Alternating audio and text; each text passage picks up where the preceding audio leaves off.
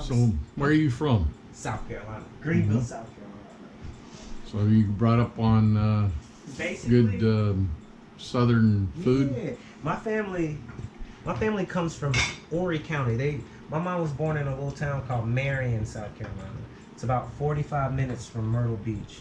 So a lot of the things that we ate coming up was a lot of seafood, a lot of vegetables, stuff like that. So I came up as a kid watching people make collard greens and black eyed peas and stuff like that. So when I started cooking, I wanted to bring back the southern food, but with just a fancy twist. We got Jason here, and he's gonna do some shrimp and grits, and he's just making the shrimp sauce or the shrimp shell broth. Exactly. Okay. As soon as the shells start to become opaque, we'll take those out, and then what we'll have left will be a little broth. We'll use that to cook the grits in, and some of that to cook the sausage and the shrimp.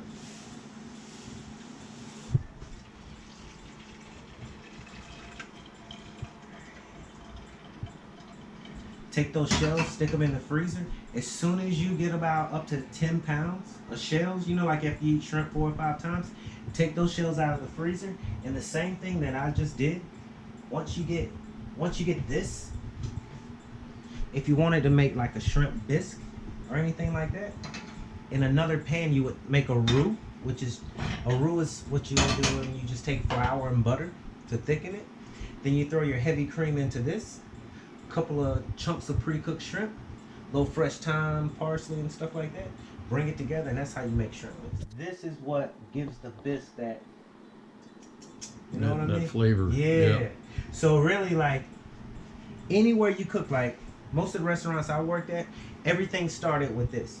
Once you get a stock, everything you do, vegetables, The foundation the there. foundation of everything. And then we can just toss those away whenever. Those are good. So we put our grits into boiling water, into our boiling stock water. Brought it to a second boil, and then I reduced the heat to medium low. So what we're gonna do is cover it now, and just let it bring itself back up. Add a little bit of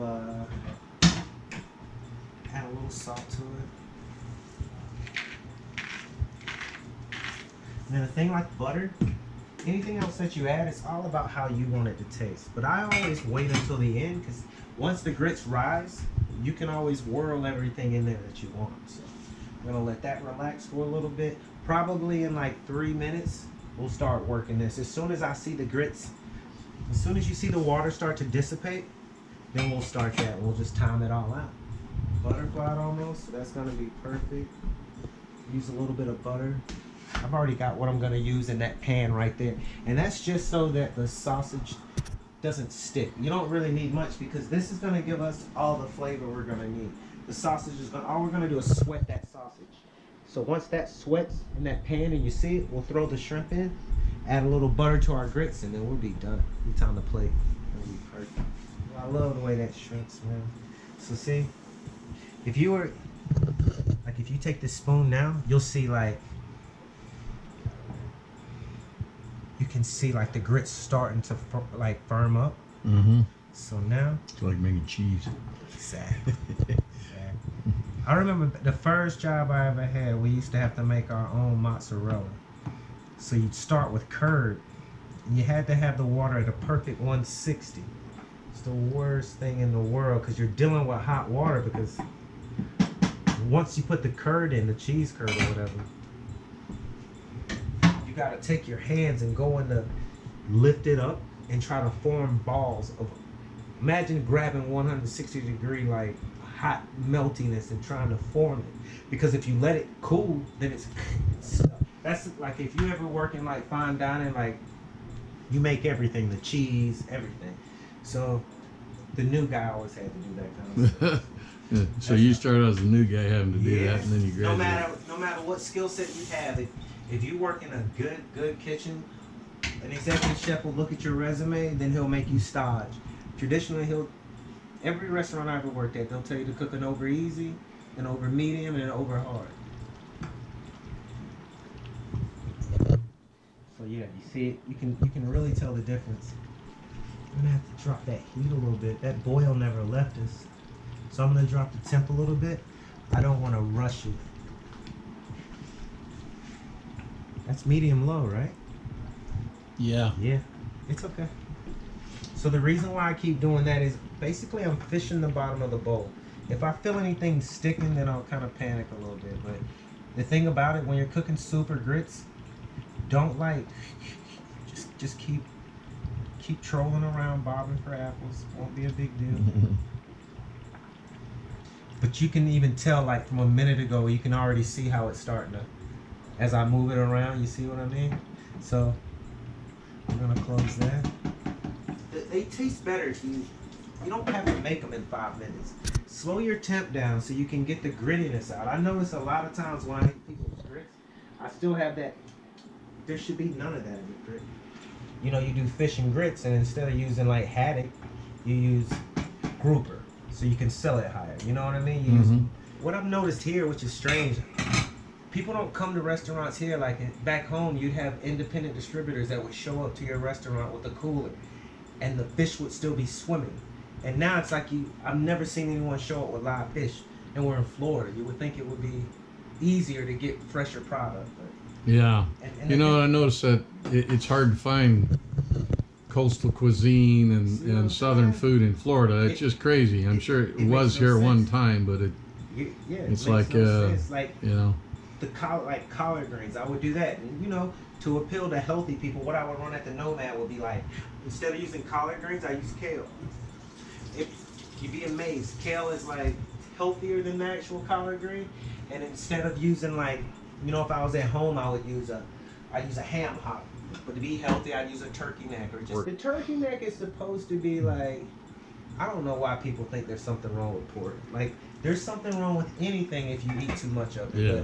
But for me, when you're building a stock, when you're making, even with green beans, I think you should have something with a bone in it. It's just, to me, I don't know. Maybe it's how I was raised.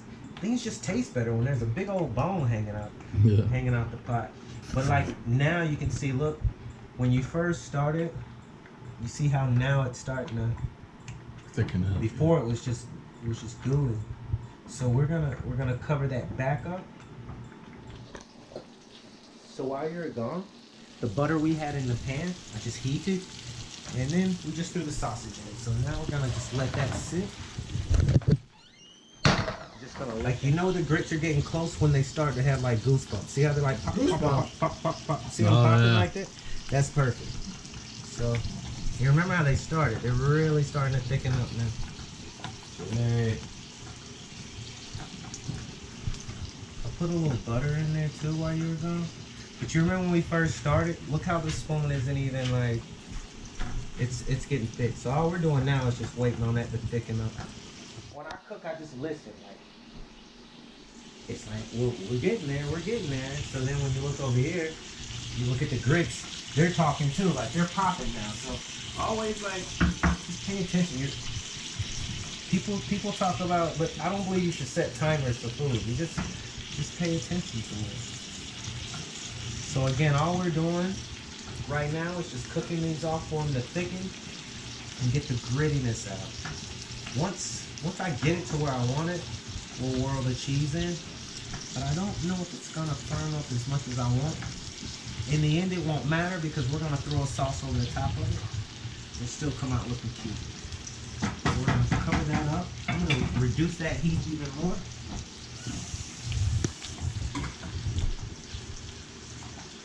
Put that on low. Again, just waiting on these outsides. So see how it's already starting to, right here, see how it's browning a little bit? The cool thing about this sausage, you can eat it as is, but what we're doing is just trying to get, okay, I'm trying to find a little room. Don't touch things with your hands until you get kitchen hands. My hands don't work anymore. But no nerve ends. Right. If you look, you see this grease? That's what the only reason we're cooking that is to get that Flavor that. We want that fat. Yep. So what we're gonna do is after we cook the shrimp and that sausage, we're gonna remove all of that from a pan. I'm gonna use a little bit of that white wine and butter, and then we're gonna throw our sauce into that same pan. That way, well, just makes it taste better. It's just the little things where you bring out flavor. It's called building flavor, actually. So, okay. So now that sausage is browning, if you look, see how it's turning? Mm-hmm. That's what we want. So like getting brown around the edge and curling a little. Most importantly, we want all of that oil and grease you see right there. Okay. Now we're gonna go shrimp. Now, what I was saying earlier about sound. Once we added the shrimp, you can hear a whole different sound. Yeah. So now we're just gonna whirl. Cool thing about this, we're just gonna let that sit. And the shrimp will let us know as soon as they're pink. That one was already a little pink, but as soon as they're pink, we'll go. So I'm just gonna keep kind of turning them in the sausage, and the reason I'm doing that is I'm trying to get the oil that was at the bottom to just evenly incorporate around everything. So again, I'm probably sitting at medium right now because again, I'm not in a hurry. So that's all we're doing is just turning it. And if you look, you can see what's starting to happen. They're starting to change colors on us. And then now that I feel like I got all the juices in, I'm just gonna let that sit. And that's all we're waiting on. But those are beautiful shrimp. I can't believe, well, it is Florida. You gotta give it, like, they're just gorgeous. Yeah, they're nice shrimp. Yeah, we're close. So yeah, we're just cooking the little ones that were kind of on top. We're just moving it around, turn them over. That's the cool thing about shrimp. Like, as soon as that tail brightens up like that, you're good to go. So, you know anything about the history of shrimp and grits? No. It's a southern thing. There's no doubt about that. But just stuff that goes good. I can imagine it's with most southern cuisine. The shrimp was around and grits are cheap. I mean, I can't remember the Spanish word for it, but like pobre. Shrimp and grits or like, grits? No, just the style. Like, now we're just gonna take our shrimp and sausage, put it in here, and when you see.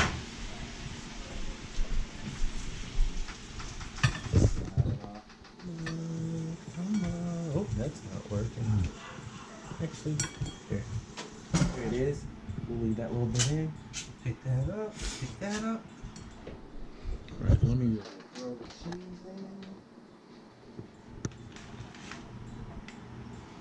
You can use it all. Okay. Right here. That still didn't thicken as much as I wanted it to, but it's gonna be alright.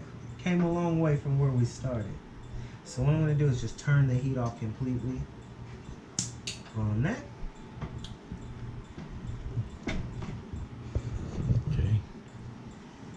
It's getting there though. Get that covered. Alright, so now. Alright, so we're gonna get that heat up a little bit. Let's say medium. Set that whirl. The butter will start talking in a little bit. So we just added a little white wine to our butter. Now we're going to take our sauce that we already made.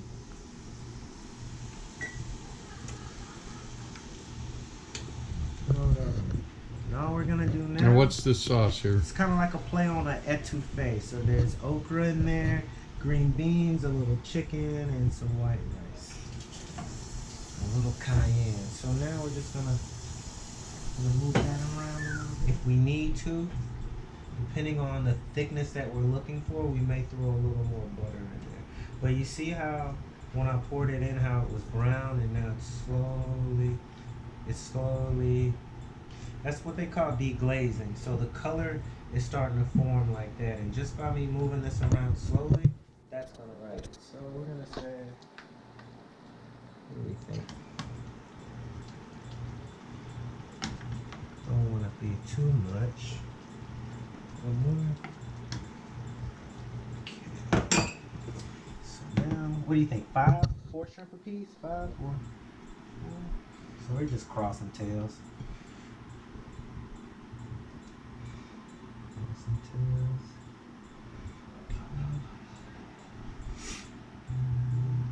There's no rhyme or reason. You could do it like that. You could set them like that. However you want to play it. It's like a shrimp cocktail. Right. Doesn't really matter. You can sit them around. Shrimp and grits cocktail. Exactly. Don't, like I say, always use your hands. Just clean them. Mm-hmm. I don't know why people like to plate with tongs and stuff like that. I mean, I guess if you know when you're in a restaurant, you have to do certain stuff like that. When you're at your house, Use your fingers. Right. Something like that. Just just have fun with it. There's no rules. No one's telling you how to plate it. Just make it look pretty. Alright. So now, just take a little bit of that. Just like that. With a little etouffee. See, the key to it is a lot of people, in my opinion, when they do shrimp and grits, when you see it on TV, even at restaurants, the key to it is your sauce shouldn't overwhelm the shrimp or the grit. So a lot of times you just see like spaghetti and grit, it's just weird. Yeah. You want the sauce to bring out the sausage and the shrimp, Yeah. like you want it to accompany it. So if you see, we're not even really just putting a lot on there. It's just going like that. But if you see, you still can see all the components pretty much, because that, if you look right there, it'll settle in. So.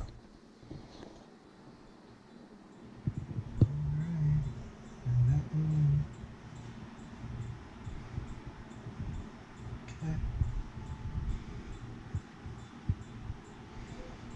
There we go. Yep, that's it. Shrimp and gravy. Looks great.